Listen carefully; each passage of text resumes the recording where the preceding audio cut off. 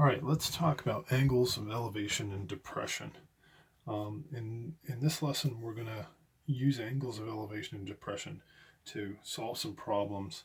And there's some neat tricks that you can do when you are able to measure angles and distances, and you know some of these trigonometry tricks, then you can calculate distances that you can't measure. For instance, like the distance across a river or a lake, or from one remote area to another. You can use trigonometry and the angles that you are able to measure to calculate the distances that you can't measure. So it's kind of a neat trick. Let's look at our new vocabulary. Angle of elevation. The best way to define this is to just describe it as angle of elevation is if I'm standing here and looking out horizontally at the horizon, and then I see something up in the sky. I look up here, and let's say I see a star up here. Then angle of elevation is the angle formed between the horizontal and my line of sight, and we might call this angle theta. That's the Greek letter theta. And you're going to start to see this more often, so I should introduce it to you now. This is our Greek letter theta. And the reason we use it in trigonometry is because we end up using like x, y, and z a lot as variables.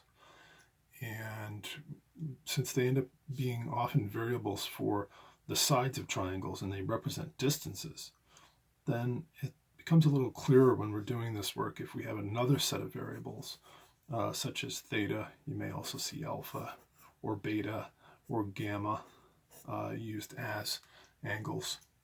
It becomes a little easier if we have a set of Greek letters to represent the angles. So likewise, an angle of depression. Angle of depression is not the trajectory of a very bad day. On the contrary, it is the angle formed if you're looking out horizontally and you look down and you see something either on the ground, or if you're in a plane, or if you're on a cliff and you see something far below you, the angle theta formed between the horizontal and this angle at which you see some object on the ground, something down here. Okay, so we're going to use these to solve some problems. Let's take a look at some examples. Here, at the circus, a person in the audience at ground level watches the high wire routine. A 5'6" tall acrobat is standing on a platform that is 25 feet off the ground. How far is the audience member from the base of the platform? If the angle of elevation from the audience member's line of sight to the top of the acrobat is 27 degrees. Okay, now you guys know that I love authentic problems, things that are like realistic, things that could be a real problem you'd need to solve in the real world. And so you're probably thinking, Mr. Rogers, only you would bring a clinometer to the circus. What is a clinometer? Well, this is a device that you can use to measure those angles of elevation and depression. If you're looking out at the horizontal, you can look up or down, and there is this rotating scale here, and when you look through here, it'll tell you what angle you're looking at, so you can actually measure that. This is something you could do. If you're sitting here, you could look up at the top of the acrobat's head, and you would see some angle in here, and perhaps you'd read 27 degrees. But I'm here to tell you that this is an authentic problem. This is very realistic, because each and every one of you, everywhere you go, has a clinometer with you. If you have a smartphone, then you have an app where you can use this as like a spirit level for like leveling a table, but you can also use it like a clinometer where you can look up and measure the angle that you're seeing, looking across the top of your phone or across the side. So, it's actually a very authentic problem. So how are we going to solve this? Well, we're looking for this distance x here, okay? And this angle is 27 degrees. Now you'll notice that this angle of elevation is not to her feet, but to the top of her head. So we're really looking at this triangle here, and we should probably add these up to get this side of this triangle is 30.5 feet. Okay. Now, if I'm looking for x and I know 30.5 with respect to this angle, which trig function am I going to use? I've got so, I've got ka, and I've got toa. Okay. With respect to this angle, that's the opposite side, and the side I'm looking for is the adjacent side, opposite and adjacent. So I'm looking for the tangent of 27 degrees, and that should equal opposite over adjacent, 30.5 over x. Okay. Do you guys remember the numerator shuffle? When we've got our variable in the denominator, we can simply shuffle this numerator over here in order to solve this for x. And now you can grab your calculator, and in one step you can type in 30.5 divided by the tangent of 27 degrees. We get, what did they want us to round to here? They didn't tell us. I'm going to round to the nearest tenth. 59.9 feet equals x. Okay? All right, let's try another one. Now, you know they're not always going to give you a sketch. Okay, half the fun of this class is drawing the pretty pictures that go along with these problems. At a diving competition, a 6-foot-tall diver stands atop the 32-foot platform. The front edge of the platform projects 5 feet beyond the ends of the pool. The pool itself is 50 feet in length. A camera is set up at the opposite end of the pool, even with the pool's edge. If the camera is angled so that its line of sight extends to the top of the diver's head, what is the camera's angle of elevation to the nearest degree? Now, let's go ahead and digest this one bit at a time and try to draw it out as we go through it.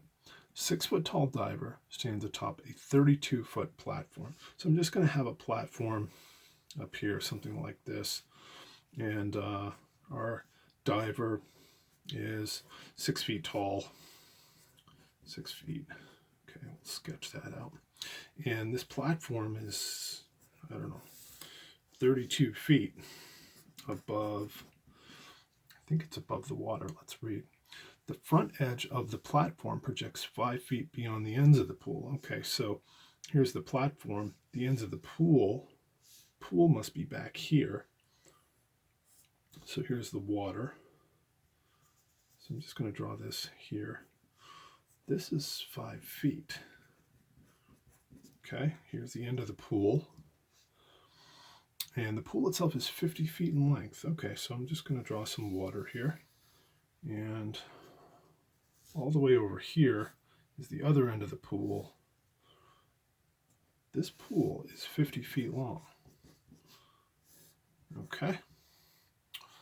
And a camera is set up at the opposite end of the pool, even with the pool's edge. So there must be a camera set up here somewhere. I'll draw a little camera here. Just a little camera symbol. Okay. And the camera is angled so that its line of sight extends to the top of the diver's head. So just like that, just at the top of the diver's head. Okay. What's the camera's angle of elevation to the nearest degree? So don't forget, angle of elevation, that's like you're looking out horizontally and you look up some angle, let's call it theta. You look up this angle theta and you see what you're after. We're looking at the top of the diver's head. Okay. So how are we going to solve for that? Let's hunt down a triangle. Okay, somewhere hidden in this sketch, there's a triangle that's going to be relevant to us. And I think that triangle goes right down through the center of our diver, like this. I think there's our right angle that we're looking for. And this height here, this side of the triangle, is 32 feet to the top of the platform plus 6 feet for the diver. So this side of the triangle is 38 feet. And this side of the triangle, the pool is 50 feet long, but the platform sticks out 5 feet. So this side of the triangle is 45 feet. Okay. So I want to find the angle. Hopefully you remember from our last lesson that when you're looking for the angle, you're going to use one of those inverse trig functions, right? But you still got to figure out which one to pick. Do you pick the inverse sine?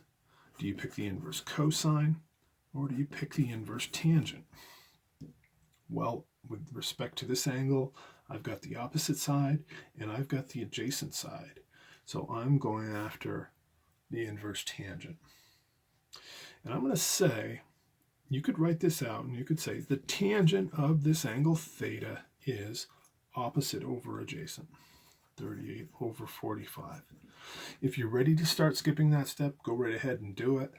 And you can say the inverse tangent of 38/45 represents this acute angle theta. Theta is an angle whose tangent is 38/45. Okay. So we can grab our calculator and use inverse tangent this time. Second function tangent. 38 divided by 45. And my calculator tells me that that angle must be 40. They wanted it to the nearest degree. 40 degrees equals theta. Okay? Don't forget on these draw sketches. Draw sketches, that's half the battle. All right, let's try another one.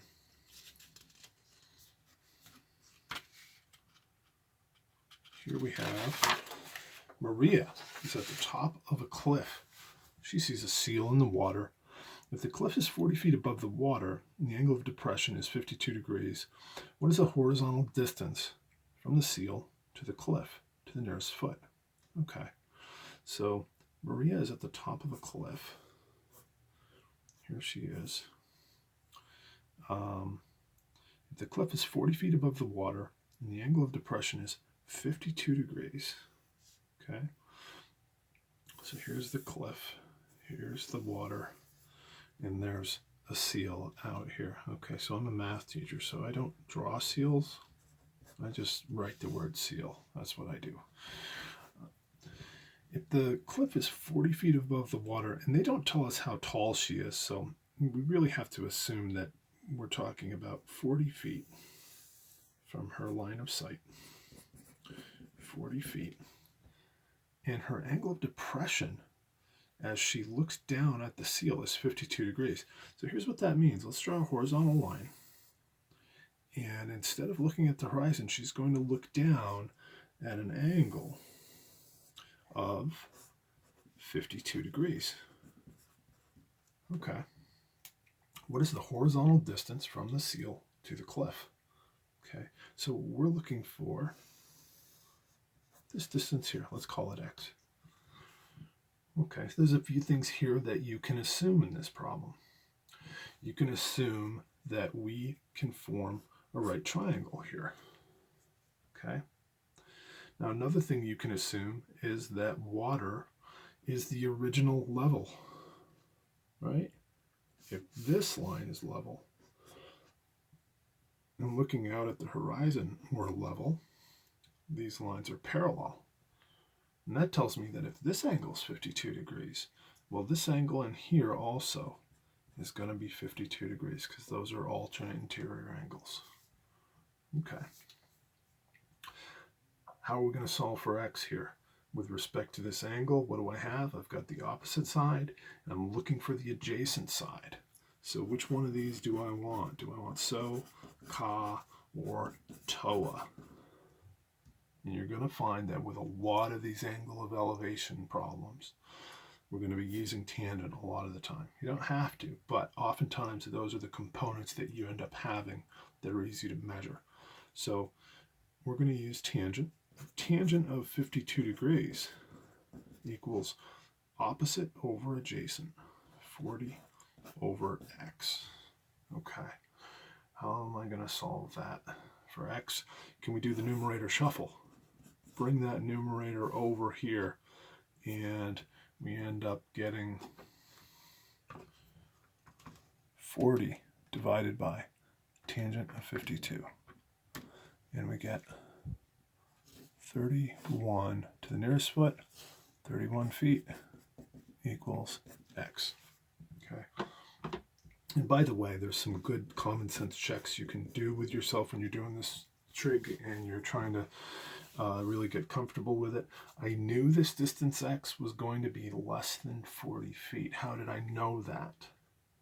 Well, if this had been an angle of 45, if it had been slightly less, if it had been an angle of 45, it would have been exactly 40 feet. But I'm looking up at an angle steeper than 45. I'm looking up at a 52-degree angle.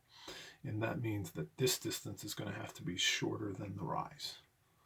So just a couple of things that you can look at and ask yourself, does my answer make sense? All right, here we've got Louisa is in a hot air balloon 30 feet above the ground. She sees the landing spot at an angle of depression of 34 degrees.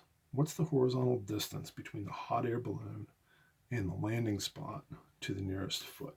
Okay, so she's up here in the hot air balloon. I know I said I wasn't going to do this because I'm a math teacher, but hot air balloon is not too bad. We can do that. She's 30 feet above the ground.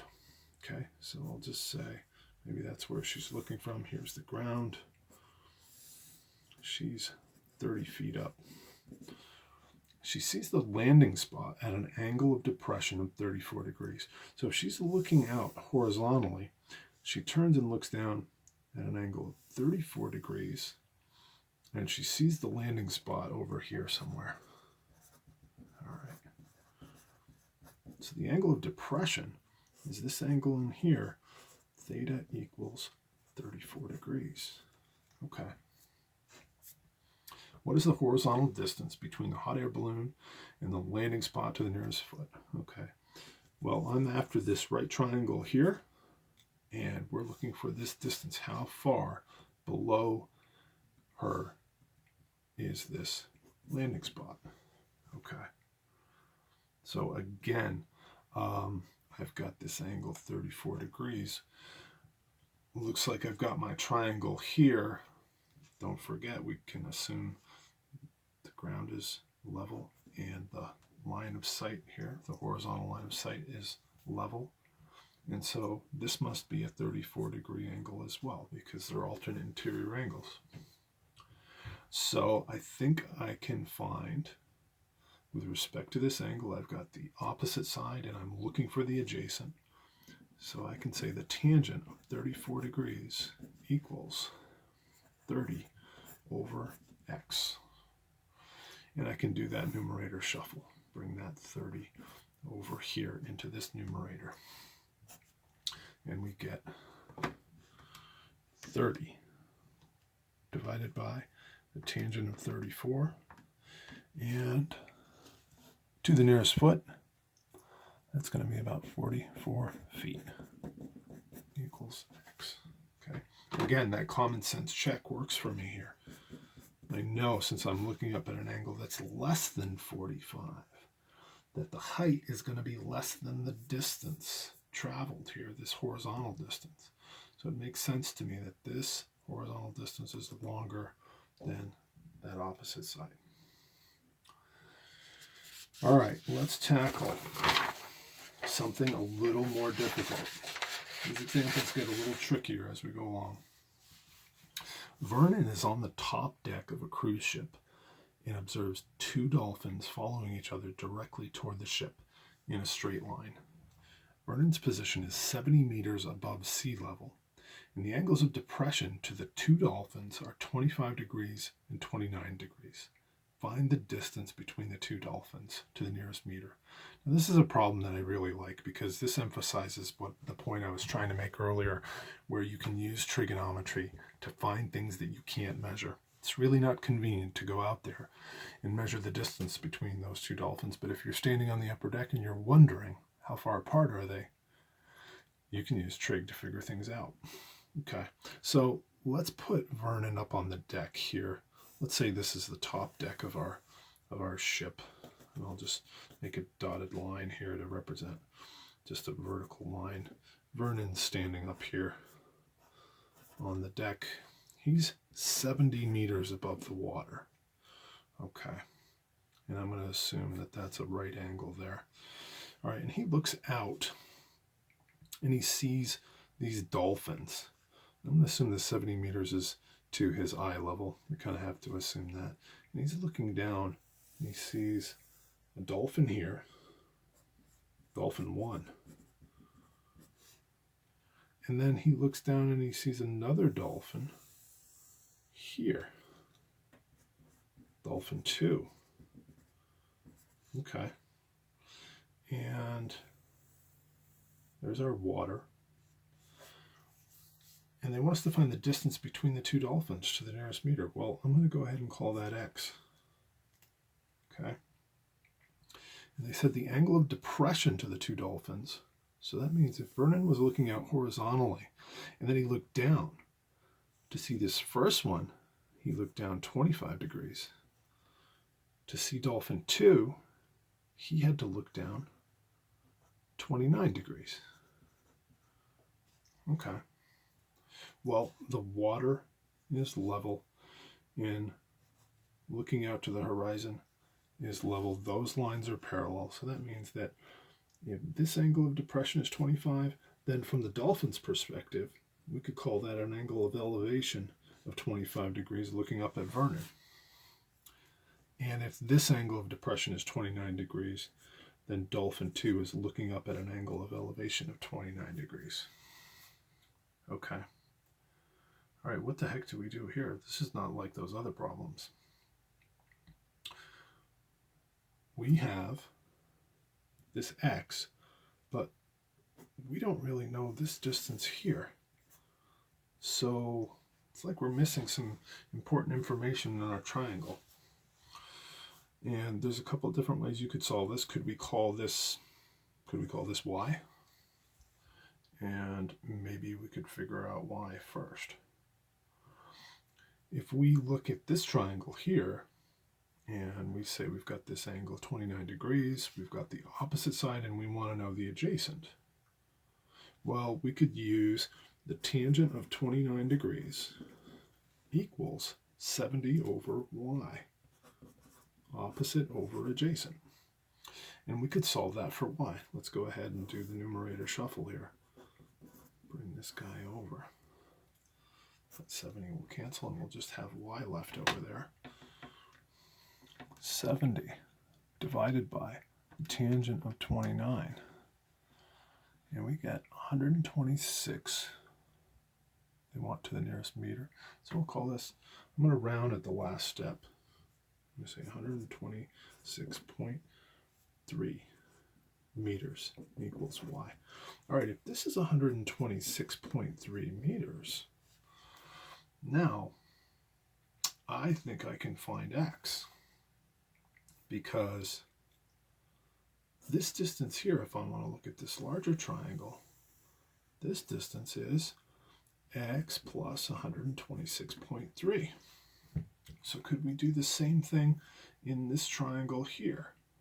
Could we say that the tangent of 25 degrees equals opposite over adjacent, 70 over 126.3.